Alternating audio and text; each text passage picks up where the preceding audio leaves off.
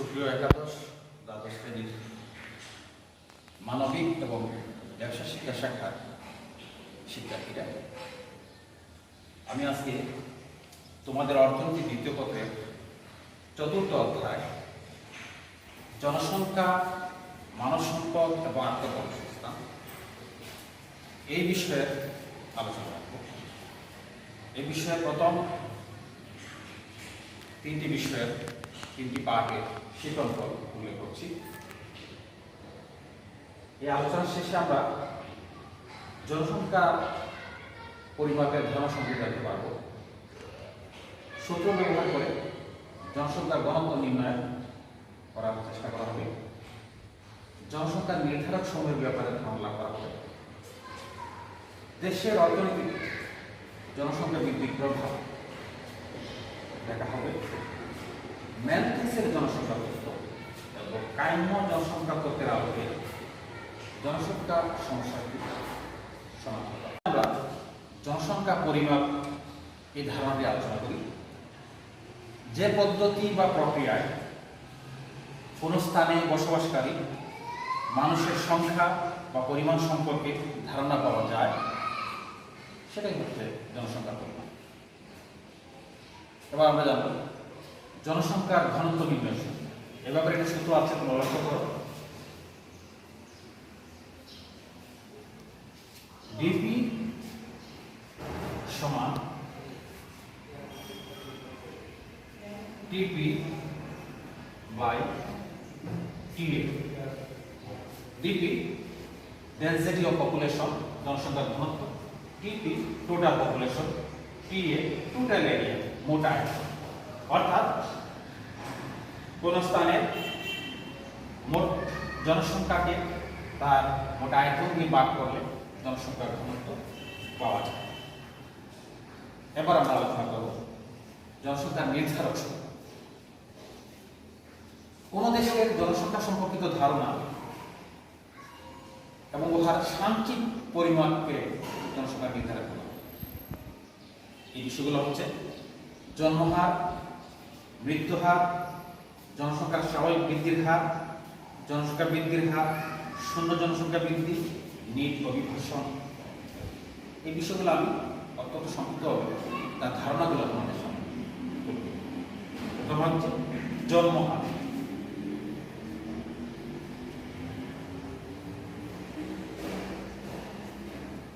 একটা সূত্র আছে, নির্দিষ্ট বছরে জন্মগ্রহণকারী জীবিত শিশুর মোট সংখ্যা।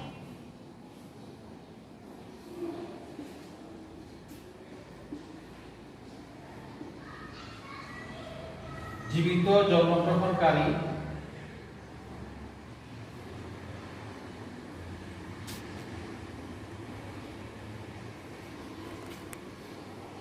মোট সংখ্যা নির্দিষ্ট বছরে, আর উহাকে বাদ দিতে হবে নির্দিষ্ট বছরের মধ্য সময়ের মোট জনসংখ্যা।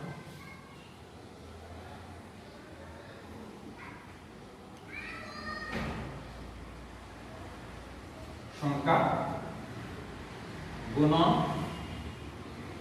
1000। এভাবে আমরা জন্মহার এর হার লাভ করতে পারি। আরেকটা ধারণা আছে আমাদের মৃত্যু হার।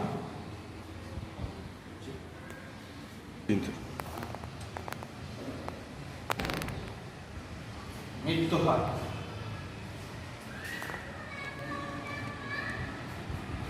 মোট মৃত্যু সংখ্যাকে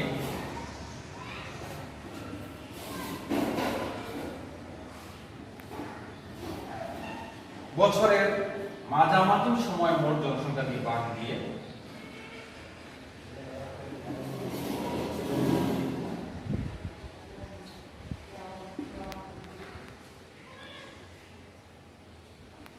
জনসংখ্যাকে ভাগ দিয়ে তাকে 1000 দিয়ে গুণন, এর মাধ্যমে আমরা মৃত্যু হার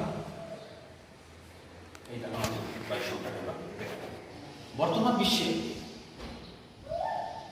এই জনসংখ্যা বৃদ্ধির একটা হার পরবর্তী আলোচনা করছি। জনসংখ্যা বৃদ্ধির হার, জনসংখ্যা বৃদ্ধির হার হচ্ছে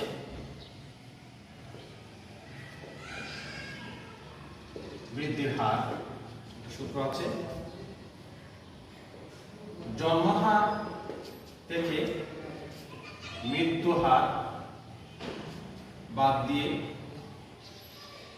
1000 দিয়ে বাদ দিয়ে তার শতকরা হার। জন্মহার থেকে মৃত্যু হার বাদ দিয়ে উহাকে 1000 দিয়ে বাদ দেওয়া এবং তার শতকরা হার। বর্তমান বিশ্বে স্বাভাবিক, এটা হচ্ছে জনসংখ্যা বৃদ্ধির স্বাভাবিক হার, এবং বর্তমান বিশ্বে এই হার হচ্ছে 1.7%। এই হারে জনসংখ্যা বৃদ্ধি হচ্ছে।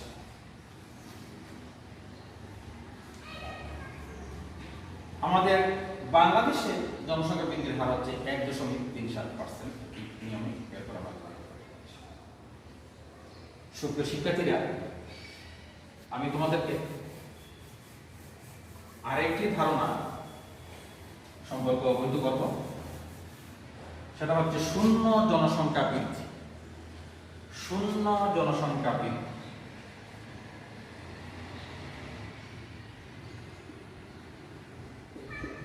তার সূত্রটি হচ্ছে CBR মাইনাস CBR সমান 0। ক্রুড বার্থ রেট থেকে ক্রুড ডেথ রেট, স্থূল জন্মহার থেকে স্থূল মৃত্যু হার বাদ দিয়ে তার যে ফলাফল 0, সেটাই হচ্ছে শূন্য জনসংখ্যা বৃদ্ধি। অর্থাৎ কোন দেশে যখন জনসংখ্যা জন্মহার এবং মৃত্যু হার ওইটাই যখন সমান হবে তখন সেটা শূন্য। তাহলে এখানে আমরা দেখতে পাচ্ছি যে শূন্য জনসংখ্যা বৃদ্ধিকে আমরা সাধারণত ZPG, zero population growth, ZPG দেখানো হয়। CBR crude birth rate, CBR crude death, এইভাবে এই বিষয়গুলো। আরেকটা ধারণা তোমাকে আগে উল্লেখ করেছি, এখানে আমাদের আরেকটা ধারণাগুলো উল্লেখ করেছিলাম, সেটা ছিল নেট অভিবাসন। ধারণা ছিল নেট অভিবাসন। কোনো নির্দিষ্ট অঞ্চলে মোট আগমন এবং মোট নির্গমনের পার্থক্য হচ্ছে নেট অভিবাসন। এটা দেশে যে পরিমাণ লোক আসলো, আর ওই দেশ থেকে অন্যত্র যে পরিমাণ চলে গেল, তার যে নেট পরিমাণটা, সেটা হচ্ছে নেট অভিবাসন। এর একটা সূত্র আছে, সূত্রটি তোমরা লক্ষ্য করো। নেট অভিবাসন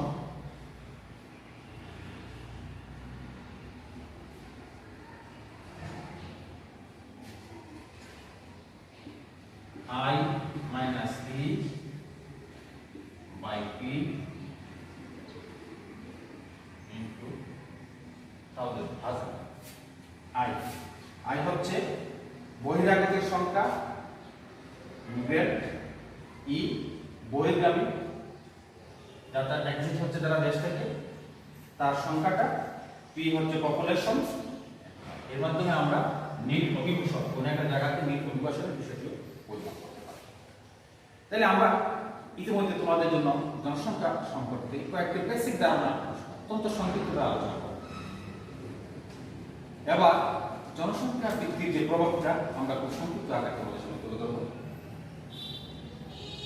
জনসংখ্যা বৃদ্ধির মৌলিক প্রভাব হচ্ছে যে মৌলিক দ্রব্যের প্রয়োজনের দুষ্প্রাপ্যতা সৃষ্টি। এটা আমরা সবাই বুঝি, জনসংখ্যা বাড়লে একটা দেশে কি সমস্যা আমরা প্রত্যেকে বুঝি, মৌলিক প্রয়োজনের দুষ্প্রাপ্যতা সৃষ্টি। সবার জনগণের নিম্ন মাথাপিছু আয়, এটা অত্যন্ত বেসিক একটা বিষয়। নাম্বার 2, নাম্বার 3 বেকারত্ব সৃষ্টি করে, এটা আমরা সবাই বুঝি। নাম্বার 4 শিক্ষা ক্ষেত্রে সমস্যা সৃষ্টি হয়, সবাইকে আমরা সমান ধরনের মানসম্পন্ন শিক্ষা দিতে পারি না। 5 স্বাস্থ্য সেবা সমস্যা, সবাইকে উন্নত মানসম্মত স্বাস্থ্য এবং সবার জন্য মৌলিক স্বাস্থ্যের নিশ্চয়তা দেওয়া অনেকেরই সম্ভব হয় না। 6 খণ্ড বিখণ্ড জমি, যে পরিমাণ চাষযোগ্য জমি থাকে তা অনেকগুলো খণ্ড বিখণ্ড হয়ে যায় জনসংখ্যা বৃদ্ধির কারণে। খাদ্যের ঘাটতি সৃষ্টি হয়। 7 8 হচ্ছে বাসস্থান সমস্যা, সকল জনগণের জন্য, সকল মানুষের জন্য পর্যাপ্ত পরিমাণ ঘরবাড়ি থাকে না।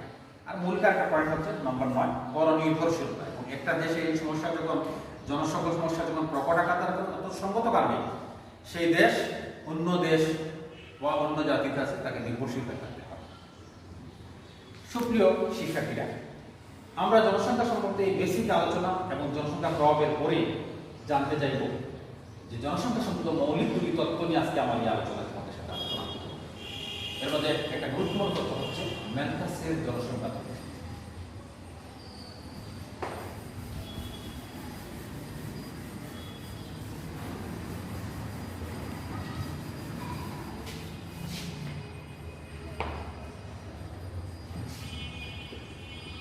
ম্যালথাসের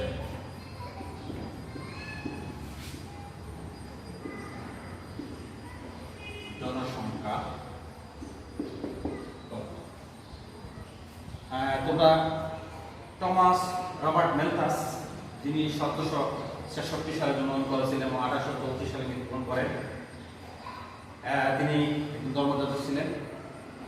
তো 1798 সালে তার essay on the principle of population এই প্রবন্ধে জনসংখ্যা এবং খাদ্য উৎপাদনের মধ্যে সম্পর্ক বিষয়টিতে গুরুত্বপূর্ণ যুগান্তকারী তত্ত্ব উনি উপস্থাপন করেন। তার তত্ত্বটি ছিল জনসংখ্যা বৃদ্ধি পায় জ্যামিতিক হারে, অর্থাৎ 1, 2, 4, 8, 16, 32 এইভাবে, এবং খাদ্য উৎপাদন বাড়ে গাণিতিক হারে 1, 2, 3, 4, 5, 6 ইত্যাদি। এর ফলে উনি যে কথাটা বলেন যে জনসংখ্যা অত্যন্ত দ্রুত বৃদ্ধি পায় এবং প্রত্যেক 25 বছর পর পর একটা দেশের জনসংখ্যা দ্বিগুণ হয়ে যায়। নিঃসন্দেহে শিক্ষার্থীরা বুঝতে পারছো যে আমরা ম্যালথাসের এই তত্ত্ব থেকে জনসংখ্যা সম্পূর্ণতা অত্যন্ত ভয়াবহ একটা দৃষ্টিভঙ্গি আমরা দেখতে পেলাম। এই অবস্থা সৃষ্টি হলে যেমন ম্যালথাসের মতে অত্যন্ত ভয়াবহ অবস্থা সৃষ্টি হবে, এবং এই যদি এই ভয়াবহ অবস্থা নিয়ন্ত্রণ করা না যায় তাইলে আলটিমেটলি দেশ, সমাজ এবং রাষ্ট্রে বড় ধরনের সমস্যা সৃষ্টি হবে। এক্ষেত্রে তিনি ম্যালথাস দুটি প্রতিরোধমূলক ব্যবস্থার কথা বলেছেন, দুটি উপায়ের কথা বলেছেন। একটা হচ্ছে যে প্রতিরোধমূলক ব্যবস্থা নিতে হবে, আর একটা হচ্ছে প্রাকৃতিক নিরোধের কথা উপস্থাপন করেছেন। এবং এই প্রেক্ষাপটে ম্যালথাস আরেকটি তত্ত্ব বললেন যে এই অবস্থাটা একটা চক্র আকারে চলতে থাকে। তোমাদেরকে সেই চক্রটি আমি তুলে ধরছি। লক্ষ্য করো,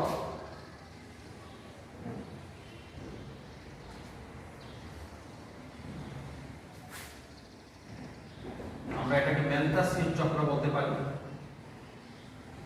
চক্র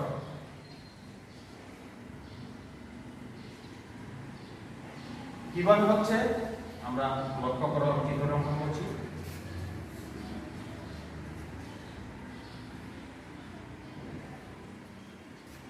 খাদ্য এবং সম্পদের মধ্যে ভারসাম্য একটা অবস্থা প্রথমে থাকে। খাদ্য এবং সম্পদের মধ্যে ভারসাম্য।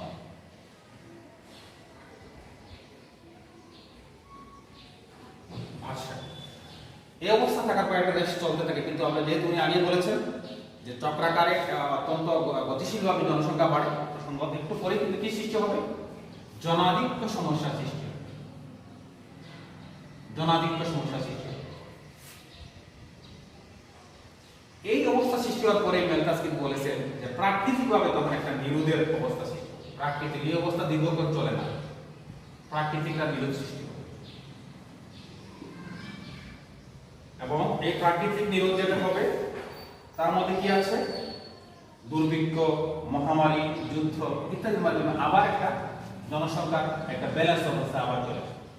এই ব্যালেন্স অবস্থা পরে আবার যাবে জনাধিক্য সমস্যা, আবার বেশি হওয়ার পরে আবার প্রাকৃতিক, এইভাবে একটা চক্র চলতে থাকে। এই হচ্ছে ম্যালথাসের জনসংখ্যা চক্র সংক্রান্ত।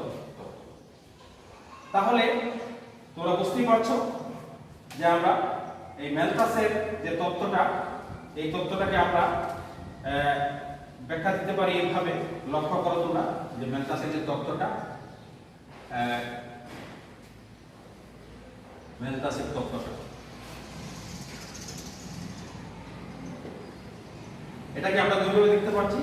কি বাড়ে? জনসংখ্যা বাড়ে জ্যামিতিক হারে। এই হারটা আমরা একটু আগে তোমাদের উল্লেখ করেছিলাম, 1, 2, 4, 8, 16, 32 এইভাবে। আবার খাদ্য উৎপাদন বাড়ে, জনসংখ্যার মধ্যে খাদ্য উৎপাদন বাড়ে, এটা আমরা বলছিলাম গাণিতিক হারে 1 2 3 4 5 6 এটা এইভাবে বাড়ে। এই অবস্থার প্রেক্ষাপটে আমরা দেখি চক্র থেকে যা বুঝতে পারি কি সৃষ্টি হয়, জনাধিক্য সমস্যা সৃষ্টি হয়। আমরা এখান থেকে উল্লেখ করেছি। এবং জনাধিক্য হওয়ার পরে কিন্তু কি হয়, এটার উপরে এই অবস্থা যখন হয় তখন প্রতিকারের কথা বলেছে, তখন ম্যালথাস বলেছেন প্রতিকার। যে দুটি কথা তিনি বলেছেন তার মধ্যে একটা হচ্ছে প্রাকৃতিক নিরোধ। প্রাকৃতিক নিরোধ মানে ন্যাচারালি হয়, দুর্ভিক্ষ হয়, যুদ্ধ হয়, মহামারী হয়, এভাবে অধিক জনসংখ্যা যখন বেড়ে যায় ভূখণ্ডে তখন আবার এটা নর্মাল। আর আরেকটা হচ্ছে প্রতিরোধমূলক ব্যবস্থা।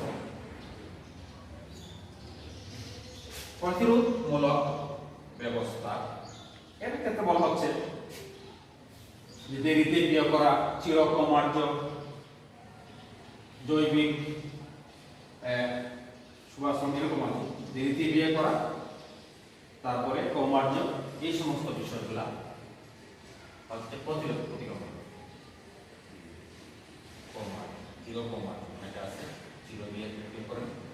তাহলে এই সমস্ত এর মধ্যে আমরা ম্যালথাসের জনসংখ্যা তত্ত্বের ধারণা কিন্তু আমরা এখান থেকে পেয়ে গেলাম।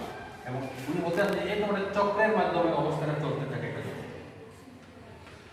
তো সুপ্রিয় শিক্ষার্থীরা, ম্যালথাসের এই তত্ত্বটি কিন্তু অত্যন্ত আলোচিত এবং যুগান্তকারী ছিল। এরপরও কিন্তু এর বেশ কিছু সমালোচনা করেছে এবং এগুলো গুরুত্বপূর্ণ। যেমন এটা ঐতিহাসিকভাবে ম্যালথাস যে কথা বলেছিলেন, যদি আজকে আমরা 200 বছর আগে বলেছেন তার এই তত্ত্বকে আমরা সত্যই ধরে নিই, তাহলে আজকে সারা পৃথিবীতে মানুষ গিজ করার কথা ছিল এবং মানুষ সবাই মরে যাওয়ার কথা ছিল, কিন্তু বাস্তবে তা হয়নি। তাই ঐতিহাসিকভাবে তার তত্ত্বটাকে আমরা সঠিকভাবে সত্য দেখছি এবং এটা বৈজ্ঞানিকভাবে তার তত্ত্ব সঠিক। তাছাড়া খাদ্য উৎপাদন গাণিতিক হারের যে কথাটা যে তত্ত্বটা দিয়েছেন এটা তাত্ত্বিকভাবে মিলে না, কারণ আমরা দেখছি আজকে আধুনিক বিজ্ঞানের আবিষ্কারের ফলে অত্যন্ত উন্নত খাদ্য উৎপাদন হয়েছে এবং যার কারণে তারপর একটা বিষয় যে সুষম বন্টন যে মূল সমস্যা, এই বিষয়টি তাই তথ্য অপেক্ষা করে। যদি একটা দেশের অর্থনৈতিক সম্পদ সবগুলোকে সঠিকভাবে বন্টন করা হয়, এই দেশের সম্পদের সমস্যা সমাধান করা হবে। এবং জনসংখ্যার উনি গুণগত দিক থেকে উপেক্ষা করছে। জনসংখ্যা যে শুধু আপদ নয়, জনসংখ্যা যে সম্পদ, এদেরকে যে সত্যিকার মানব সম্পদ হিসেবে গড়ে তোলা যায়, এই চারটার নামও কিন্তু আমাদের আছে মানব সম্পদ, তাহলে কিন্তু সত্যিকার জনসংখ্যা হিসেবে জনসংখ্যা গড়ে তোলা, এই ব্যাপারটা কিন্তু উপেক্ষা করছে। এই প্রেক্ষাপটে শিক্ষার্থীরা ম্যালথাসের তত্ত্বের আলোকে আমরা বাংলাদেশের জনসংখ্যার অবস্থাটাকে একটু আলোচনা করব। আমাদের বাংলাদেশের জনসংখ্যা বৃদ্ধির হার হচ্ছে 1.37%, আমরা আগে উল্লেখ করেছি। এবং আমাদের 2017-18 অর্থবর্ষে খাদ্য উৎপাদনের লক্ষ্যমাত্রা 437.95 ছিল এবং এখানে কিছু উৎপাদন ঘাটতি ছিল।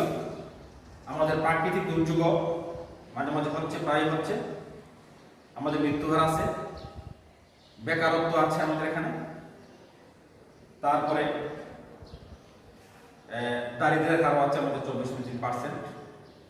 তো বাংলাদেশে অনেক ক্ষেত্রেই জনসংখ্যার তত্ত্বটি কার্যকর বলে ধরে নেওয়া হচ্ছে। তো সুপ্রিয় শিক্ষার্থীরা, জনসংখ্যার এই তত্ত্বটি কিন্তু চূড়ান্ত তত্ত্ব নয়, এরপরে আধুনিক অর্থনীতিবিদরা আরেকটি গুরুত্বপূর্ণ তত্ত্ব আমাদের সামনে তুলে ধরছেন তোমাদের সিলেবাসে এবং আমাদের আজকে আলোচনায় আমরা সেই তত্ত্বটি আলোচনা করব। সেটা হচ্ছে কাম্য জনসংখ্যা।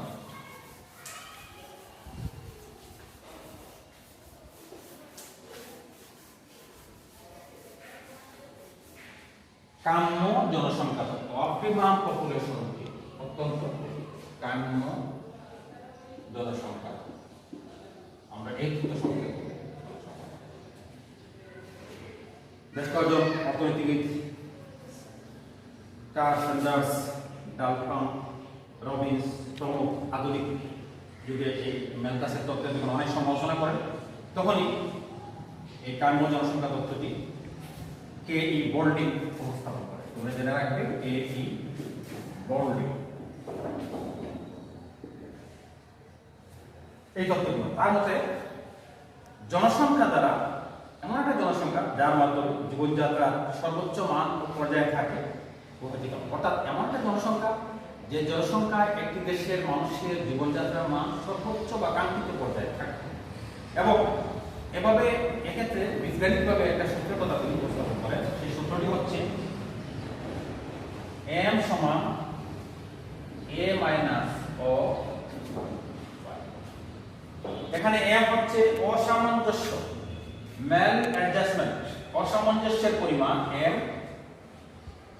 a হচ্ছে অ্যাকচুয়াল জনসংখ্যা, ও হচ্ছে কাম্য জনসংখ্যা, অপটিমাম পপুলেশন। এভাবে তিনি তত্ত্বটি তুলে ধরেন এবং তার তত্ত্ব অনুসারে এই তত্ত্ব অনুসারে m এর ফলাফল, এই সূত্র অনুসারে m ইকুয়াল টু 0, m এর ফলাফল যদি 0 হয় তাহলে একটি দেশের প্রকৃত জনসংখ্যা এবং কাম্য জনসংখ্যার মধ্যে কোনো অসামঞ্জস্য, প্রকৃত জনসংখ্যা এবং কাম্য জনসংখ্যার মধ্যে কোনো অসামঞ্জস্য নয়, একটা ব্যালেন্স অবস্থা, m সমান 0 হয়। 1 number point. 2 number, m is greater than 0,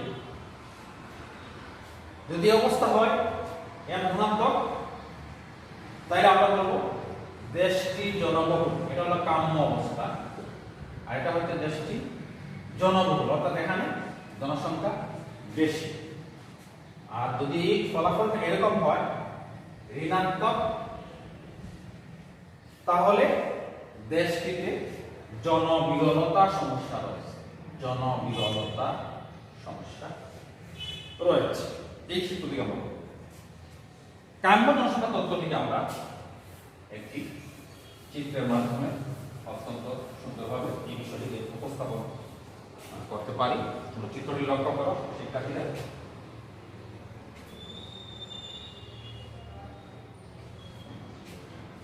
ভূমি অঙ্কে x, এখানে জনসংখ্যা পরিমাপ করা হচ্ছে ভূমি, আর লম্ব হচ্ছে লম্ব অঙ্কে মাথা পিছু প্রকৃত আয়, মাথা পিছু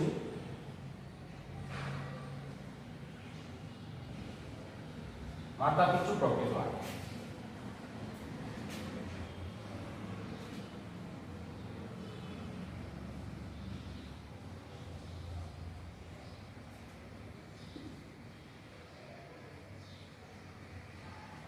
PM লক্ষ্য করো তোমরা SPR হচ্ছে মাথা পিছু প্রকৃত আয়। SPR মাথা পিছু প্রকৃত আয় এটা দেশের। এখানে আমরা দেখতে পাচ্ছি OM স্তর, এই স্তরে মাথা পিছু প্রকৃত আয়টা হচ্ছে সর্বাধিক MP, সর্বাধিক হচ্ছে MP পরিমাণ তার মাথা পিছু আয় OM স্তরে। এবং এই হিসাবে জনসংখ্যা যদি বৃদ্ধি পেতে পেতে পেতে এই পরিমাণ বাড়লো, তবে এটা হবে কাম্য জনসংখ্যা, এই পরিমাণটা হবে কাম্য জনসংখ্যা। এরপরে যদি জনসংখ্যা বাড়ে তাহলে একটা দেশের জন্য আর কোনো মতেই কল্যাণকর নয়। এখানে বলা হচ্ছে যে এরপরে জনসংখ্যা বাড়তেই পারে, কিন্তু সেটা একটা দেশের জন্য কল্যাণকর নয়। এটা হচ্ছে কাম্য জনসংখ্যা, পয়েন্টটা হচ্ছে কাম্য জনসংখ্যা। যদি কোনো কারণে কোনো দেশের জনসংখ্যা, আমরা দেখছি কানাডা সহ অনেক দেশ আছে যেখানে জনসংখ্যা অনেক কম, যদি এর নিচে থাকে অর্থাৎ PM এর বাম দিকে থাকে তাহলে সেটা হবে নিম্ন জনসংখ্যা, নিম্ন জনসংখ্যা। আর যদি এর ওদিকে চলে যায় তাহলে এটা হবে অধিক জনসংখ্যা, অধিক। সুতরাং এই অবস্থায় অধিক জনসংখ্যা হবে একটা দেশের জন্য। এটা হচ্ছে কাম্য জনসংখ্যা তত্ত্বের মূল। সবকিছুক্ষেত্রে ম্যালথাসের তত্ত্বের মধ্যে এই তত্ত্বের কিছু সমালোচনা করা হয়েছে। এটা হচ্ছে যে কাম্য জনসংখ্যা যেটা, এটা পরিমাপ করা আসলে প্রবলেম, অসুবিধাজনক। এখানে মৌলিকভাবে তত্ত্বগত অভাব রয়েছে, বাস্তব বিশ্লেষণটা এই তত্ত্বের মাধ্যমে সঠিকভাবে বিশ্লেষণ করতে পারছে না, এবং মাথাপিছু আয়ের সঠিক পরিমাণ নির্ধারণ করা বেশ কঠিন, এবং এটাকে বলা হচ্ছে এটি একটি জড়বাদী তত্ত্ব। তবে এত কিছু সমালোচনার পরেও কিন্তু বর্তমানকালে কাম্য জনসংখ্যা তত্ত্বটিকে ম্যালথাসের তত্ত্ব অপেক্ষা তুলনামূলক উন্নত একটি তত্ত্ব হিসাবে। সুপ্রিয় শিক্ষার্থীরা, এই দুটি তত্ত্বের মধ্যে আমরা এখন তুলনা করি, তাহলে জনাধিক্য সমস্যাটিকে আমরা একটু উল্লেখ করতে পারবো। তাহলে সেই এই কাম্য জনসংখ্যা তত্ত্ব এবং ম্যালথাসের তত্ত্ব, এই দুইটা তত্ত্ব অনুযায়ী আমরা যদি এখন তুলনা করি, তাহলে ম্যালথাসের জনসংখ্যা বৃদ্ধির সাথে খাদ্য উৎপাদন তুলনা করেছেন, আর কাম্য জনসংখ্যা দেশের সামগ্রিক সম্পদের সাথে তুলনা করা হচ্ছে। এই হলো প্রথম পয়েন্ট, তাদের মধ্যে ডিফারেন্স। ম্যালথাসের তত্ত্বটি গতিশীল, আবার কাম্য জনসংখ্যা তত্ত্বটি স্থির। তৃতীয় পয়েন্ট হচ্ছে ম্যালথাসের জনসংখ্যা পরিমাণগত দিকে তুলনা করা হয়েছে, আর কাম্য জনসংখ্যা তত্ত্বে জনসংখ্যার গুণগত দিকে তুলনা করা হয়েছে। গুণগতভাবে জনসংখ্যা কত দক্ষ সেই বিষয়ে দেখানো হচ্ছে। 4 নম্বর, মহামারী, দুর্ভিক্ষ, খাদ্যের অভাব ইত্যাদি দেখা দিলে ম্যালথাস তত্ত্ব অনুযায়ী জনাধিক্য সমস্যা সৃষ্টি হয়েছে বলে মনে করা হয়। কিন্তু কাম্য জনসংখ্যা তত্ত্ব অনুযায়ী দুর্ভিক্ষ, মহামারী, খাদ্য অভাব থাকলেও এছাড়া আরো বিভিন্ন কারণে জনাধিক্য সমস্যা দেখা দিতে পারে। ম্যালথাস তত্ত্ব অনুযায়ী অতিরিক্ত জনসংখ্যা হচ্ছে মূল সমস্যা, আর কাম্য জনসংখ্যা তত্ত্ব অনুযায়ী অতিরিক্ত জনসংখ্যা এবং নিম্ন জনসংখ্যা দুইটি হচ্ছে মূল সমস্যা। অতিরিক্ত জনসংখ্যাও একটা দেশের জন্য কাম্য হয়, আবার নিম্ন জনসংখ্যাও একটা দেশের জন্য কাম্য হয়। সুপ্রিয় শিক্ষার্থীরা, তোমাদের সামনে আমি এই দুটি তত্ত্ব এখানে তুলে ধরলাম। আশা করি তোমরা চিত্র এবং সূত্র এবং তত্ত্বের আলোকে এই বিষয়টি ভালো করে অনুধাবন করবে এবং তোমাদের সৃজনশীল বিষয়গুলো মূলত এই কাম্য জনসংখ্যা এটাকে সামনে রেখে বিভিন্ন প্রকারের বিভিন্ন ধারায় তো তোমাদের আজকের ক্লাসটি মনোযোগ সহকারে অনুসরণ করার জন্য আমাদেরকে আন্তরিক সবাইকে আবার